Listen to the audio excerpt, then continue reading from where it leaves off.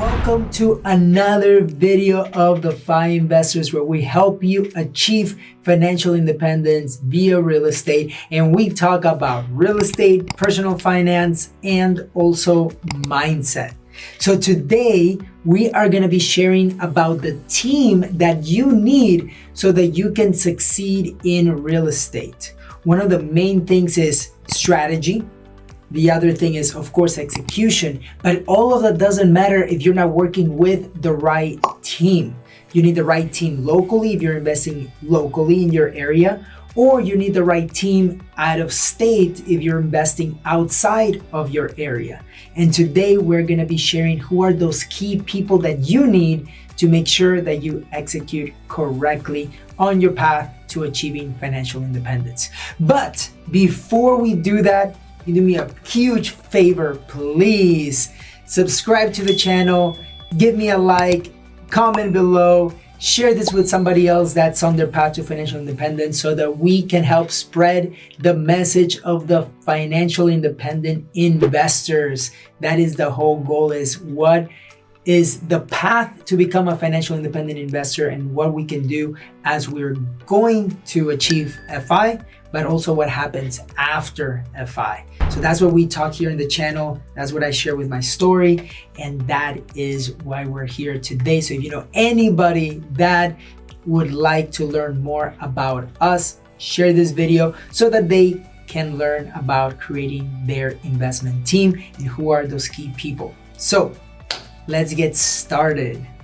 The key people in your team as an investor, as a real estate investor, is your investor friendly realtor. That is number one, really important. Number two is your lender. You need to multiple lenders, but that lender is gonna be able to help you point you in the right direction if they need to broker the loan, point you in the right direction if there's multiple loan programs or loan programs in those states, in the different areas.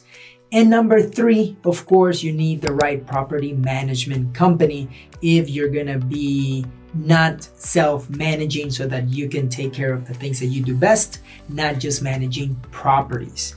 To add a few more, I would say number four would be the right wholesalers so that you can get access to more deals. But those are the key things. And the last one I would say would be the right CPA, so that they can give you the right strategy, the right tax advantages as they do your tax returns, as they help you set up your asset protection and all of that stuff. So, investor friendly realtor, your lender, top two, property managers, wholesalers, and your CPA. Of course, there are more that one needs, but those are the key ones, especially the first two, so that you can get started in buying the first couple of properties. All right. Now, your investor friendly realtor. How do you find one? Where do you find one? What is it? Or all of that. Okay. Here's what I would recommend. An investor friendly realtor is somebody that has already done that strategy that you want to do, or that knows a lot about it. But ideally, you want to make sure that it's somebody that has done it already or is currently doing it. When you meet a realtor, you want to ask them, hey, you're going to help me I'm looking for a realtor that can help me buy an investment. How many properties do you have? Your realtor is the one that's going to give you the resources, since they're investor friendly, since they've already done it, so that you can have somebody that's trustworthy, that you trust, giving you the resources when you might need them. These resources will be handyman, contractors, roofers, HVAC technicians. They are the ones that can potentially also introduce you to the lender, people for lawn maintenance, like inspectors, so many different things. They should even be able to connect you with the 2 or 3 property managers, right? Because that realtor is the main resource. That's what I mean by investor friendly. Somebody that has done the strategy, somebody that you can have a conversation on the market, and that they are able to help you out every step of the way. So that is what it's all about on the first one. Now, your investor friendly realtor, you might say, how do I find one? Where do I find one? Here's the thing. Number one, you can send me a message on Instagram at Real Diego Corzo.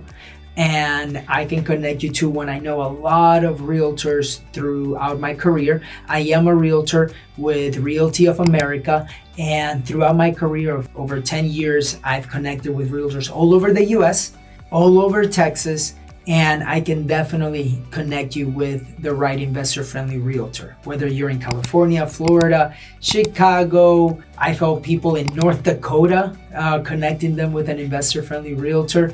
I've helped people all over. So send me a message and we'll make sure that we can help you out. That will be the investor-friendly realtor.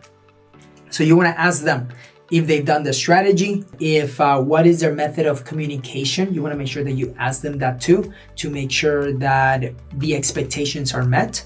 The other one is you want to make sure that they're working, or at least their team, if they also work, like if they're able to show you homes at the times that you're available. If you're only available to see homes during the work days, and maybe not weekends, or maybe weekends and not work days, you want to make sure that you're working with the right investor-friendly realtor that's available with your schedule. So that's the other one.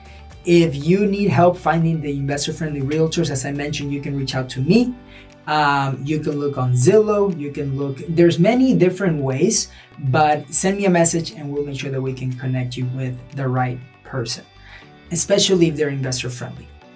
Now, as we go with the lenders, that realtor should also be able to connect you with 2 or 3 lenders. I always say that it's important to connect with a few so that you can be pointed in the right direction and be able to compare apples to apples on the different loan programs, the different closing costs, all of that stuff. Very, very important. That lender should be able to explain different types of loan programs that are available, whether they're conventional loans like the conforming Freddie Mac, Fannie Mae loans, or non-conforming loans as well, maybe DSCR loans, hard money loans, all these different types of loans that if you tell them this is a strategy that I want to use, let's say it's a BRRRR strategy, or let's say that you want to do a live-in flip, or you just want a house hack. There's various ways. Maybe you want to buy a property that's just short-term rental and you want to work with a lender that actually lends to short-term rentals if they're able to do that, or if they can just use the DSCR loan. But you want to make sure that you're working with the right investor-friendly lender too, that knows about the different loan programs so that you can maximize the amount of down payment, or also know, especially if you're house hacking, you want to know if they're on any owner occupant rebates or incentives that are given by the city, any grants or anything, if that's one thing that you want to take advantage of if you're house hacking, for example. So you want to make sure that you're comparing the different types of down payments and also the rates, the closing costs, all of that stuff. But that investor-friendly lender, that lender should be the one that gives you the most resources on the different types of loans that you can qualify for, and also bring you ideas. And your goal is going to be to share how that lender will be able to help you grow your portfolio in the future. So that's the second. The third one, as we mentioned earlier, is the property manager. And that property manager is really important, that you are able to connect with 2 or 3 of them in that area, understand what are the costs that they are charging whenever it is like that. Let's say you have a long-term tenant, how much they're charging. Typically it's like 8 to 10%. What are the costs, if there's any application fees or moving fees, everything, like what are things that you have to cover as a landlord? What are things the potential tenant has to cover as they're applying? You want to make sure any fees that they're going to be charging throughout the lease so that there are no surprises.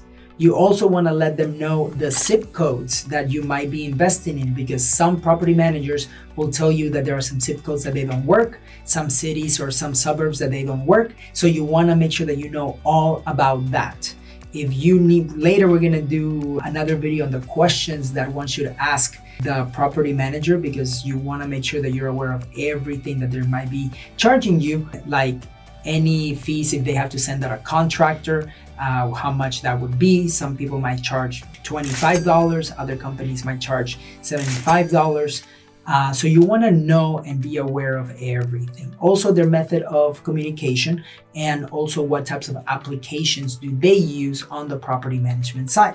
The other one that we mentioned was the wholesalers. You also want to get lead flow for potential deals that you want to look at. So I recommend going to Facebook groups with the city name. So for example, there's a group here in Austin called Austin Investor Underground. And that has a lot of different real estate investors and also wholesalers that are sending deals, sharing deals out there that are off market, some are on market. But the idea here is that you should join as many as possible in those cities. Look at what are the top 10 people that are publishing information there, that are sharing deals there. Reach out to them separately, either via phone, via Facebook chat, so that you can connect with them on the phone and just tell them what your buy box is. Start building relationships. This is very important. You want to build relationships with the wholesalers, and you want to share your buy box. All right, that is really, really important. You can also ask them, hey, what are some deals that you've done in the past in the zip code? You can tell them to keep you in mind in the future deals as well that they have. You can tell them, hey, I'm working with other investors, 2 other partners. I have access to money. I'm already pre-approved, like with a hard money lender, so that I can buy cash. There's so many things, but you want to have an open communication with them. All right. And then the last one is the CPA.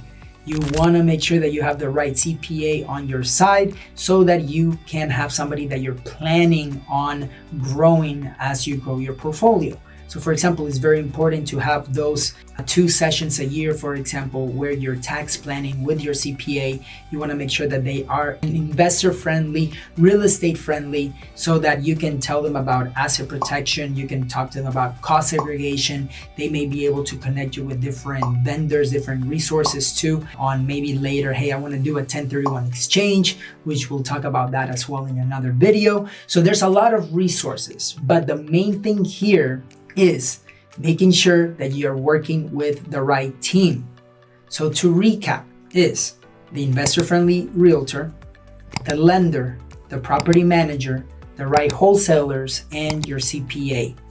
Let me know in the comment below if you have any other resources that you have on your top 5, or let me know in the comments below if you need a resource, somebody that we can share, that we can refer to you, that is trustworthy, that we've worked with in the past, because there are a lot of resources out there. All right, see you in the next one.